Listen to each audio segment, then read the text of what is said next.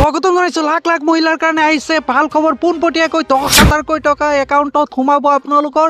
আৰু এইটোক লৈ মুখ্যমন্ত্ৰী হিমন্ত বিশ্ব শৰ্মাই বৃহৎ ঘোষণা কৰিছে কেনেকৈ কোনসকলে লাভ কৰিব 10,000 টকা।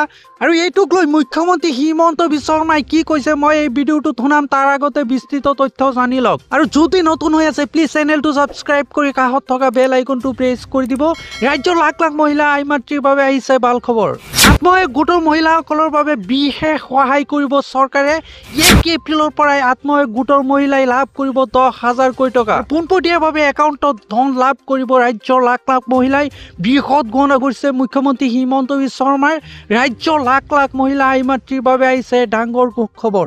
আৰু এইটোক লৈ মুখ্যমন্ত্ৰী হিমন্ত বিশ্ব শৰ্মাই কি কৈছে আপোনালোকে নিজেই শুনি লওক। মহিলাসকলে বিশেষকৈ আত্মসহায়ক গোটৰ বাইদেউসকলে যি 10,000 টকা আঁচনিত ফৰ্ম ফিল আপ কৰিছিল, মুখ্যমন্ত্ৰীৰ মহিলা উদ্যমিতা আঁচনি, এই আঁচনিখনৰো ধন আমি 1 এপ্ৰিল আজিৰ পৰা 12 দিন পিছৰ পৰা আমি বিলোৱা আৰম্ভ কৰিম।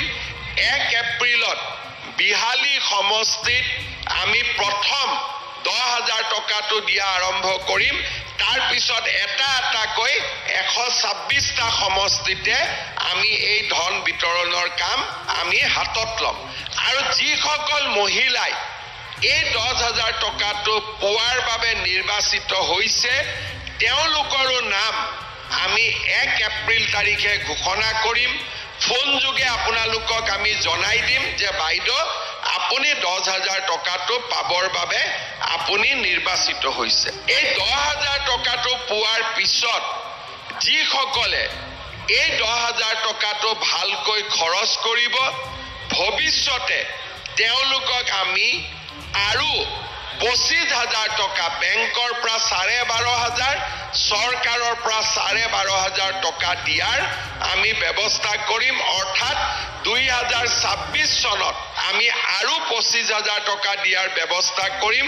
খালি চৰ্ত এটাই, প্ৰথম 10,000টো আমি কিবা এটা ব্যৱসায়ীৰ নামত থালতে কৰিলোঁ, মুৰ্গী পুহিলোঁ, গাহৰি পুহিলোঁ, প্ৰথম 10,000 টকাটো আমি ভাল কামত ব্যৱহাৰ কৰিব লাগিব। হয়, মুখ্যমন্ত্ৰী হিমন্ত বিশ্ব শৰ্মাই বৃহৎ ঘোষণা কৰিছে 1 এপ্ৰিলতে লাভ কৰিব 10,000 টকা। যিসকলে মুখ্যমন্ত্ৰী উদ্যমিতা আঁচনিৰ জৰিয়তে আপোনালোকে ফৰ্ম ফিল আপ কৰিছিলে সেইসকল মহিলাই লাভ কৰিব 10,000 টকা। বৃহৎ ঘোষণা কৰিছে মুখ্যমন্ত্ৰী হিমন্ত বিশ্ব শৰ্মাই।